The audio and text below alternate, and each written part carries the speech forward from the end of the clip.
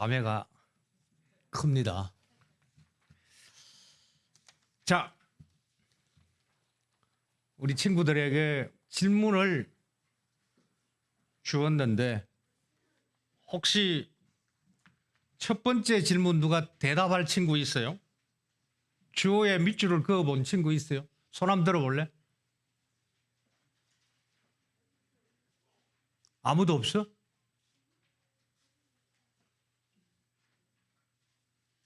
자, 그게 사역에 기초해가지고 한번 줄을 그어볼래요? 제일 먼저 나오고 있는 주어가 누구시죠? 안 되겠다. 초등학교 6학년 손 들어. 제일 먼저 나오는 주어가 누구야? 그리스도. 오케이. 자, 5학년. 너가 계속 해야 되겠다. 그 다음에 나오고 있는 주어가 뭐지? 뭐야? 너 이름 뭐야? 6학년, 너 이름 뭐야?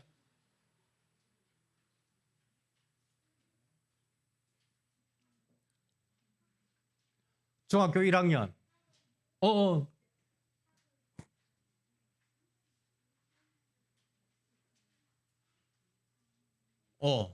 중학교 1학년 누가 있어요?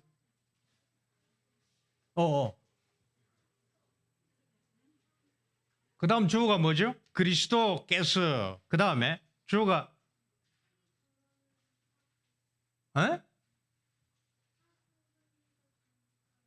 잘 안 들려.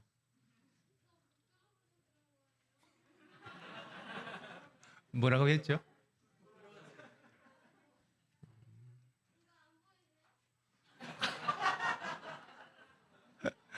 오케이. 마이크가 있어야 되겠다. 그 다음 주어가 누구죠?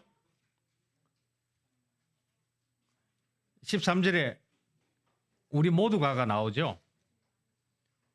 그 다음에 쭉 나옵니다. 16절에도 가면은 몸 전체가 나옵니다. 그런데 혹시 드러나지 않고 있는 숨은 주어가 있냐고 물었는데 이거는 우리 고등학생한테 물어봐야 되겠다. 고등학생이 누구더라? 고등학생 손 들어. 숨은 주어가 하나 있는데 뭐가 있죠? 자, 여기에서 어떻게 보면은 유일한 주어 또는 큰 주어가 그분이에요. 그리스도께서. 그리스도께서 누구에게 일을 시키죠? 그게 숨은 주어예요. 숨은 주어가 누구죠? 성도들이 숨은 주어이기도 합니다. 그러나 사실은 사도, 선지자, 전도자, 그리고 목사와 가르치는 자가 숨은 주어이죠. 그리스도께서 이들을 일시키면은 이들은 누구에게 일하죠? 성도들에게 일을 하죠. 근데 그 성도가 13절부터 우리가로 나오죠. 그리고 쭉 내려오다가 16절에서는 몸 전체가 나옵니다. 자, 2번 이상 나오는 단어 표현은 적어 보시기를 바라고 14절에 여기에서 아이들이 어떤 의미로 쓰여지고 있나요? 자, 요거는 중학생한테 물어봐야 되겠다. 중학생 손 들어. 중학생 손 번쩍 들어. 중학생이 없네. 고등학생 한 번 더 손 들어야 되겠는데. 자, 우리 교우들도 답해도 됩니다. 여기 아이들이 어떤 의미로 쓰이죠? 어떤 의미라는 것은 제가 긍정적으로 쓰이느냐 부정적으로 쓰이느냐고 넣으려고 하다가 우리 아이들에게 묻기 위해 가지고 그것을 뺐어요. 여기서 아이가 긍정적으로 사용되고 있어요? 부정적으로 사용되고 있어요? 자, 부정적으로 사용되고 있습니다. 그러면 바로 밑에 질문이 나옵니다. 만약에 아이들이 부정적으로 사용되고 있다면 아이들과 반대를 이루고 있는 표현은 뭐죠? 뭐죠? 여러분들이 몇 사람이 대답을 하시는데 맞습니다. 어린이의 반대가 뭐죠? 온전한 겁니다. 신약 성경에 보면은 어린 아이와 온전한, 그래서 여기에서는 그 성숙한 자라는 표현입니다.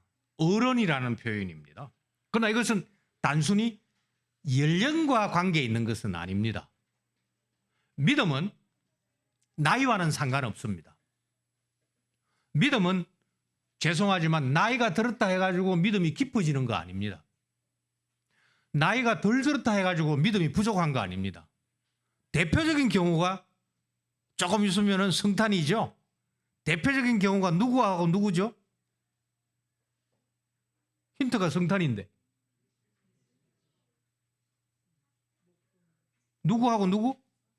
나이하고 관계없이 믿음이 어린아이가 될 수도 있고 성숙할 수 있는 거. 나이가 많음에도 어린아이처럼 벌 받은 사람이 있고, 나이가 어린데도 어른처럼 복을 받은 사람이 있고, 누구하고 누구죠? 기억 안 나요? 사가랴하고 마리아죠. 그렇기 때문에 어린 아이가 성경에서 무조건 부정적이거나 소극적으로 사용된 것도 아니고, 그렇다 해가지고 나이가 들었다 해가지고 무조건 긍정적이거나 아주 좋은 의미로만 사용되는 것은 아닙니다. 그 밑에 나오고 있는 것은 조금 더 어려울 수 있어요. 두 번째, 밑에서 두 번째, 목표나 방향을 말하는 표현들을 찾아보세요. 근데 이게 쉽지가 않습니다. 이게 서양 언어에서는 방향을 지시하는 뭐가 있죠? 문법적으로 그걸 뭐라고 하죠? 전치사라는 게 있죠? 근데 우리나라는 이게 후치사로 나오죠. 조사 토시가. 근데 그것이 불명확해요. 근데 몇 군데는 나타나고 있습니다. 적어도 12절에 보면은 나타나고 있고요. 특별히 13절에 보면은 아주 분명하게 나타나고 있습니다. 그것은 하나가 되고, 이 우리 한국말은 이렇게 번역을 해야 되지만은 원어와 그리고 서양 언어에서는 전치사로 표현을 하기 때문에 확실하게 표현이 나옵니다. 자, 그리스도께서 들을 이렇게 세워 주셨습니다. 사실은 원문에 보면은 주시는 겁니다. 그러면은 그들이 이제는 그 문장 5형식 가운데 5번째 형식이 있죠. 그리스도께서 탁 치시면은 그들이 앞으로 나가가지고 일을 하죠. 목사와 가르치는 자들이 누구를 향해서 나가죠? 성도들을 향해서 나갑니다. 우리를 향해서 나옵니다. 그러면은 주어가 그리스도, 목사, 그리고 성도들인 우리가 움직이기 시작을 합니다. 움직일 때에 나아가는 목표가 뭐냐?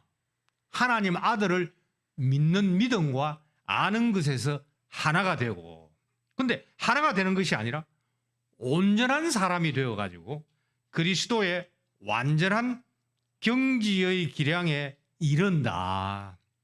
오늘 이 말씀은 아이린이 세례를 받았습니다. 아무것도 모릅니다. 그런데 이런 과정을 거쳐가지고 아이린이 온전한 사람으로 그리스도의 완전한 수준에 이르는 것이 오늘 본문이 우리에게 가르쳐주고 있는 겁니다. 자, 마지막으로 관악교회 교인인 우리의 관계를 본문이 어떻게 말하고 있나? 혹시 누구라도 한번 대답해 보시기를 바랍니다. 자, 지금까지는 아이와 온전한 사람에 관한 말씀을 했습니다. 이제 결론처럼 본문이 11절에서 16절 본문이 관악교회 교인인 우리와 어떤 의미를 지니는지, 우리의 관계를 본문은 어떻게 표현을 하고 있는지, 구체적으로 몇 절인지를 한번 지적해 보기를 바랍니다. 뭐 이곳저곳 다 지적할 수가 있어요. 몇 절일까요? 오, 맞아요. 오늘 요절로 정한 15절과 16절입니다. 그 16절 보면은 참 번역하기가 까탈스러워가지고 제가 이 16절 번역하는데 이틀 걸렸습니다. 정말로 힘들어요. 우리 16절 한번 읽어볼까요? 그분은 그리스도에게서 그리스도로 읽도록 하겠습니다. 시작.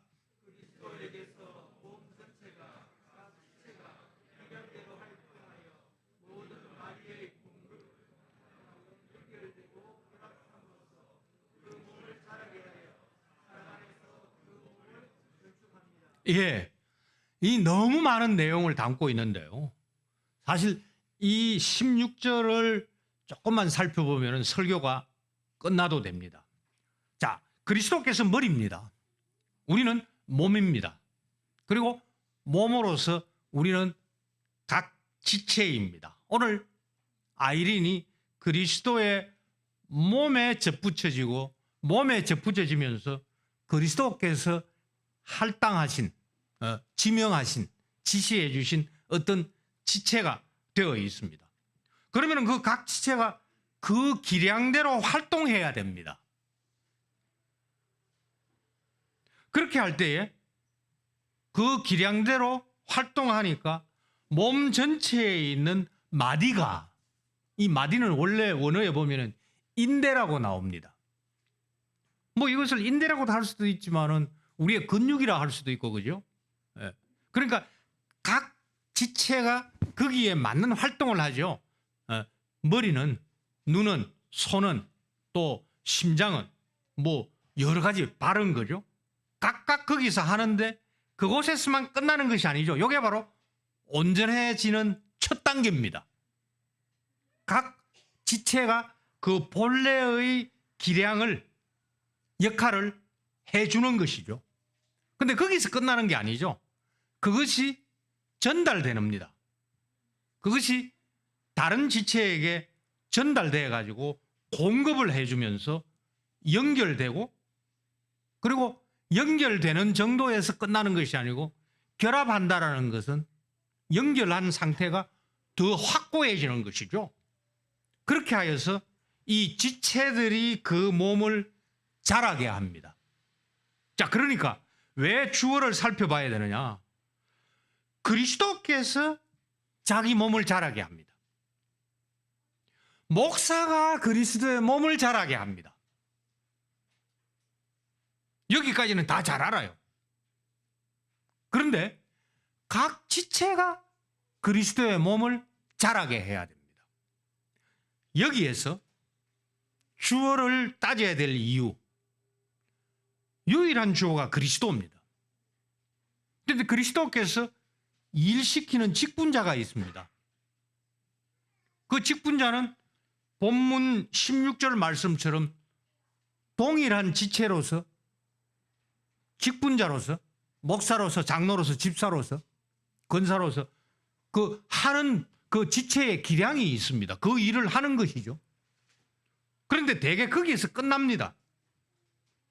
거기에서 끝납니다. 끝나기 때문에 한국 교회 교인들이 아주 수동적입니다.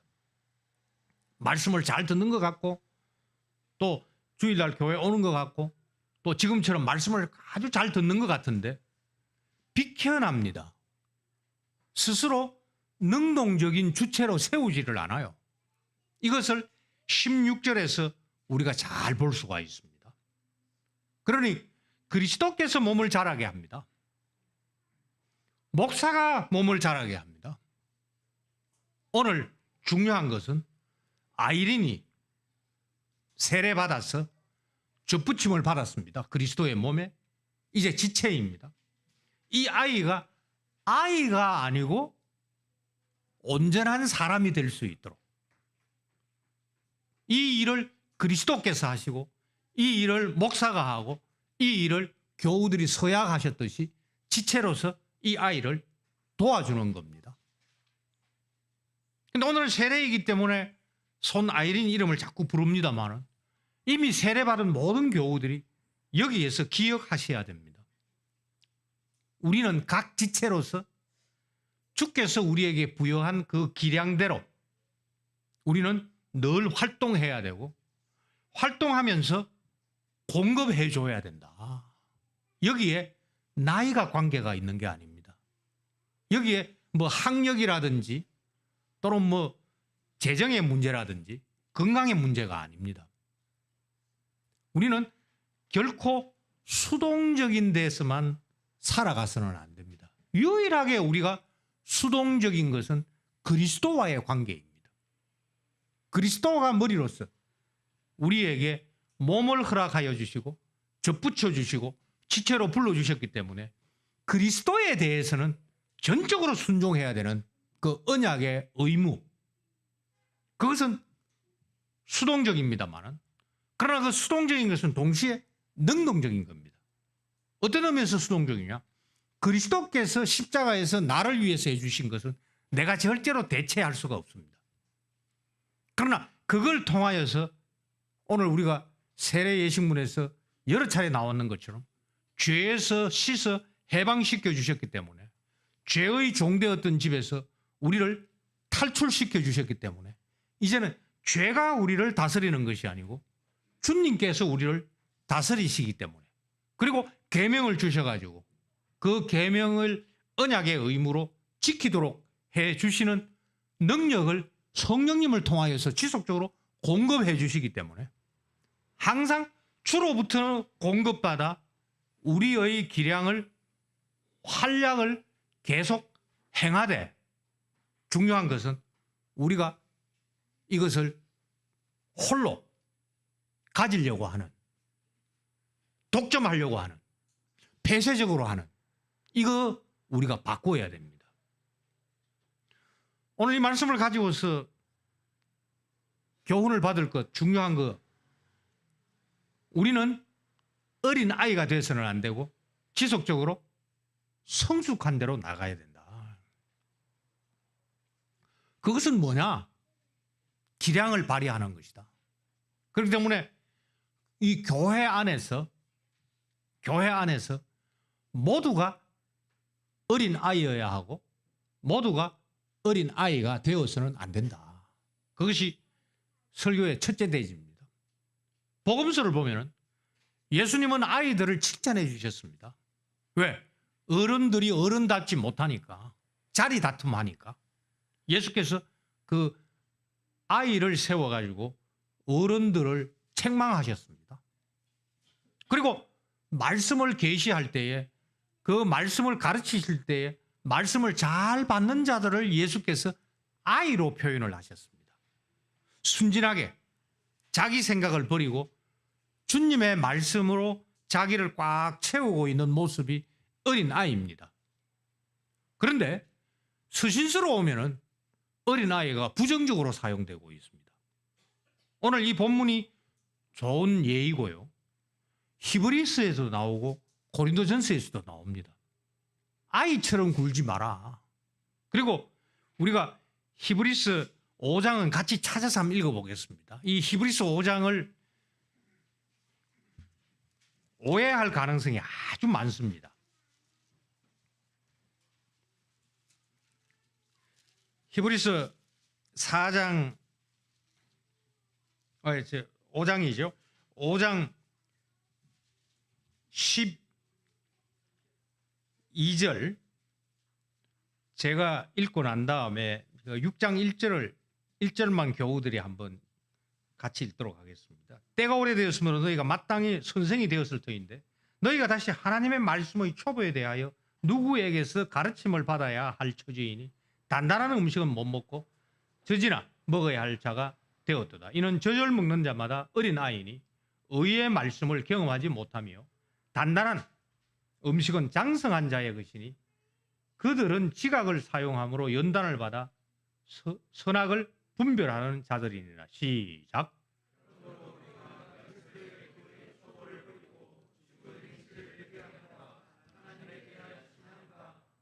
예, 거기까지만 읽으시기 바랍니다. 여기 그 그리스도의 도의 초벌이를 버리라고 이렇게 하기 때문에 도대체 뭘 버려야 된다는 거냐라고 오해를 할 수가 있습니다. 질문할 수 있습니다. 우리는 시절에 맞게 음식을 받아야 됩니다. 젖을 먹어야 되겠죠? 그리고 이유식이 나옵니다. 그리고 밥을 먹을 수 있겠죠. 그러고 난 다음에 딱딱하거나 때로는 질기는 음식도 먹어야 우리의 몸과 지체가 제대로 움직일 수가 있습니다. 마찬가지로 이 주님의 도, 6장 1절에 이 도라는 말을 넣었는데 사실은 원문에는 도는 없습니다. 그냥 그 그리스도의 그냥 말씀입니다. 이걸 갖다가 도라고 번역을 했는데, 그리스도 말씀의 초보라는 것은 어린아이가 먹는 젖이나 이유식인데 여전히 어린아이가 돼 있는 거예요. 여전히 수동적인 거예요. 그리스도의 공로에 대해서는 수동적이어야 되지만은 다른 지체에 대하여서는 남녀노소를 막론하고 능동적이어야 됩니다. 때에 맞게 성숙해야 되고 때에 맞게 봉사해야 되는 겁니다. 이것을 본문 11절 특히 12절에서 강조를 하고 있습니다. 그 나이에 맞게 활동하고 나이에 맞게 지체에게 도움을 주라는 겁니다. 이 점에서 주님 안에서 우리는 모두 어린아이이고 예수께서 하셨던 것처럼 동시에 우리는 주님 안에서 모두 아이가 되어서는 안 됩니다. 사실은 우리는 한편으로 아이이고 다른 한편으로는 결코 아이가 아닙니다. 그렇게 하기 때문에 이 몸을 자라게 해야 합니다. 여기서 자란다라는 것은 성경에서는 건강이라고 표현할 수가 있는데요. 건강해야 스스로 공급을 하고 스스로 공급을 받는 겁니다. 이 점에서 교회에서 그리고 우리 믿음 생활에 있어가지고 누가 선생이요 누가 학생이다라는 거, 교회 안에서 누가 어른이요 누가 아이라는 것은 큰 의미가 없습니다. 저는 이것을 말씀에 기초하여서 배웠기 때문에 목사 후보생들을 가르칠 때, 목사들에게 강의를 할 때 아주 강조하는 게 있습니다. 여러분들 뭐 목회학 석사 공부했다고 뭐 목회학 박사 했다고 여러분들이 앞장서서 할 때에 착각할 게 있는데 착각하지 마라. 여러분들보다는 교우들 가운데서 여러분들보다 믿음이 더 분명하고 그리고 고난 가운데서 인내하였으나 말하지 않고 순종하고 있는 교인들 많다. 그들에게 배워라. 그들을 가르치려고 들지 말라. 그렇게 늘 강의를 했습니다. 우리는 아이지만은 아이여서는 안 되고 중요한 것은 그리스도의 공로에 대해서는 지속적으로 공급받는 수동적인 그 공급해 주시는 이가 성령 하나님이죠. 공급받는 방식이 기도와 말씀이죠. 그렇게 하면서 우리가 교회에 대해서 서로서로 지체에 대해서는 능동적이어야 됩니다. 세상은 신방하는 거 싫어합니다. 이른바 프라이버시 주장합니다. 그러나 우리는 문을 열어놓고 있어야 됩니다. 자, 서양 사람들이 굿모닝 합니다. 늘 굿모닝의 본산지가 안개에 쌓여 있으니까. 굿모닝 하면은 얘기가 시작이 됩니다. 안녕하십니까? 우리가 물을 때에 안녕합니다. 명쾌하게 대답할 수 있어야 됩니다. 그러나 교우가 지체가 지체에게 안녕하십니까? 나 안녕 못합니다. 도와주세요 해야 됩니다. 세상은 부끄럽게 생각합니다. 세상은 그렇게 하면은 너 이것은 쫓겨나는 조건이야. 아파도 아프다 하면은 안 됩니다. 숨겨야 됩니다. 건강한 척 해야 됩니다. 그러나 지체는 그렇지가 않습니다. 자, 겸손하다고 생각할 수 있겠죠. 그러나 그리스도 몸 전체에 보면은 이게 연결이 안 된 겁니다. 한 군데 작동을 안 하고 있는 겁니다. 그런데 곁에 있는 지체는 알 수 있지만 먼데 있는 지체는 작동하는지 안 하는지는 잘 모릅니다. 그런데 피곤해집니다. 갑자기 잠이 올 수가 있습니다. 아프다고 해야 됩니다. 여기에 심지어 나이가 어린 초등학생이 나이 60이 넘은 노인에게 물을 때 그래 내가 요새 좀 불편해 라고라도 얘기를 할 수 있는 것이 지체가 지체다운 겁니다. 지체가 지체다운 것은 능동적으로 지체를 위해서 일하는 거 중요하죠. 근데 내가 일하지 못하는데 내가 일하기를 원하지만 일하지 못하는 안타까움을 토로해야 됩니다. 이것은 정직의 문제가 아니고 그리스도에 대한 믿음의 문제입니다. 결코 죄송할 필요 없습니다. 그리스도에게, 형제 자매에게. 그러나 결코 죄송한 것은 그리스도에게 고하지 아니하는 겁니다. 지체에게 알려주지 아니하는 겁니다. 그렇게 하여서 연결되지 아니하고 그것이 확고하게 결합되어 있지 아니함으로 말미암아 몸이 자라지 못하고 몸이 작동하지 못하는 것, 그거 겸손 아닙니다. 오히려 야박하게 말하자면 몸 작동을 중단시키는, 겸손도 아니고 겸양도 아니고 전체를 위하는 것도 아니고 오히려 피해를 끼칠 수 있다라는 거죠. 보십시오. 세상은 이렇게 살아가지 않습니다. 세상은 강한 자를 원합니다. 세상은 이익을 남길 수 있는 사람, 그것을 목표로 삼습니다. 그러나 여기에는 남녀노소, 그리고 저는 12광주리를 장애인과 비유하여서 설명하기도 합니다. 장애인도 능동적인 입장에서 우리 교우들에게, 각 지체에게 전하는 메시지가 있습니다. 저렇게 저런데도 웃음을 잃지 아니하는 거, 놀랍죠? 신비하죠? 어쩌다가 우리가 신망과 낭만과 그리고 피곤에 넘어질 때 그 장애인의 미소 하나, 말하지 않지만 큰 위로와 힘이 될 수 있는 것이죠. 이 점에서 우리는 그리스도의 공로에 대해서는 전적으로 수동적이어야 됩니다. 교회 역사에서 이것을 잘못 해석하여 이단들이 많이 나왔습니다. 그러나 그리스도로부터 공급받는 각 지체인 우리는 모두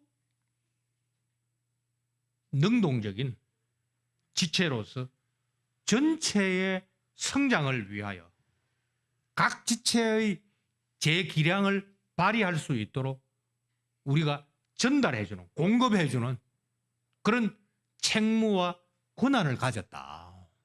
이것이 오늘 세례를 통하여서 우리가 본문을 가지고 깨달을 수 있는 주님의 말씀입니다. 사랑이라는 말이 본문에 몇 번 나오죠?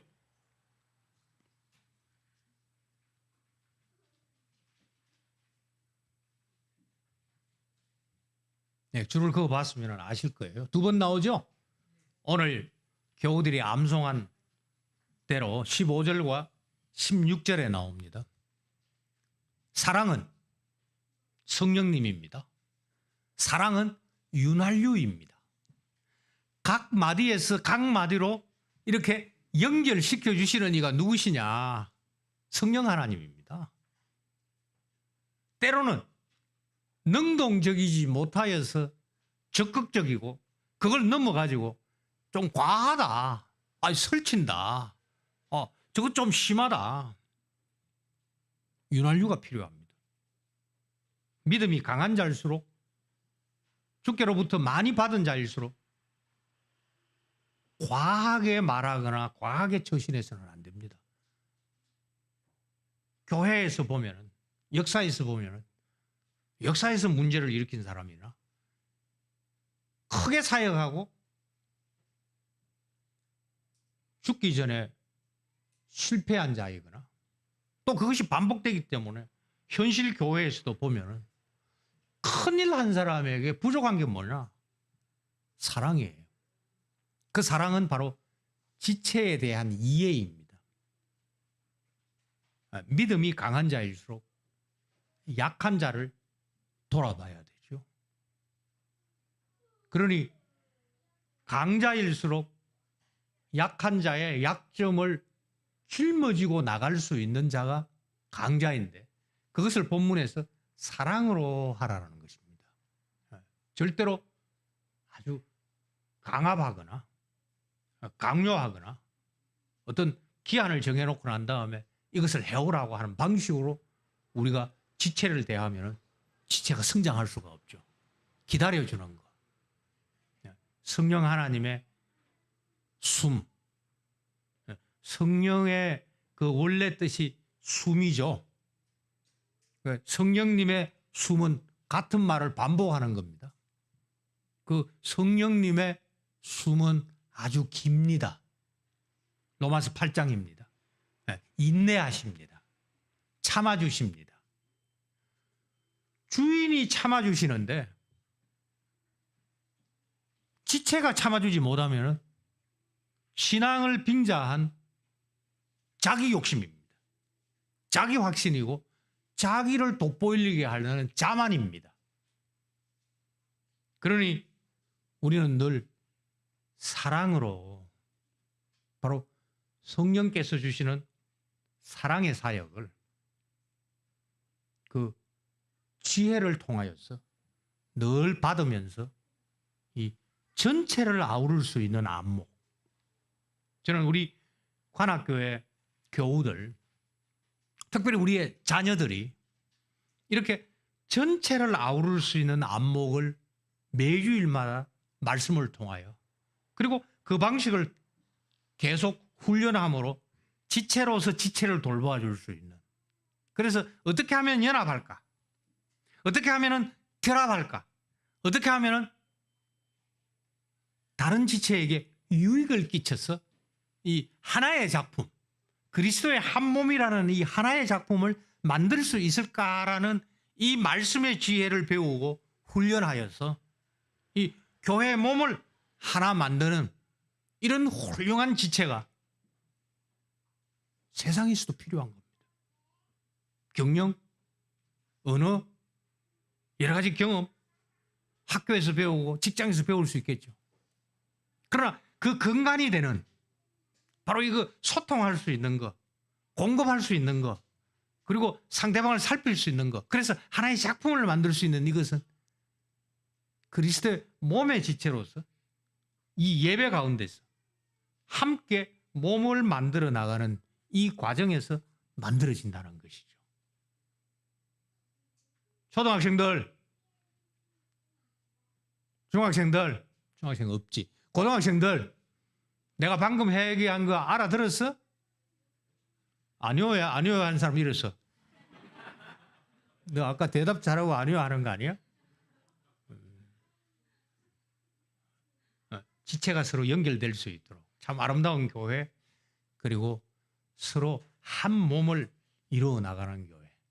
어린 아이지만 어린 아이로서 머물지 아니하고 성숙한 단계로 나아가는 교회.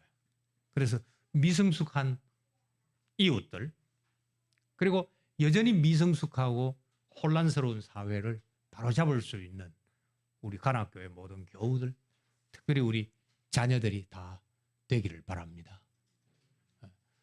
개인적으로는 우리 아린이도 이 반열에 포함이 되어서 지금은 공급받지만은 속히 공급할 수 있는, 그렇게 하여서 그 그리스도의 몸을 세우는데 이 아이가 기여하는 것을 보는 기쁨을 저도 교인으로서, 할아버지로서 보기를 바랍니다. 삼위 하나님께서 우리를 이렇게 기쁨으로 인도해 주셨습니다. 이제 우리 다 같이 함께 찬송하겠습니다.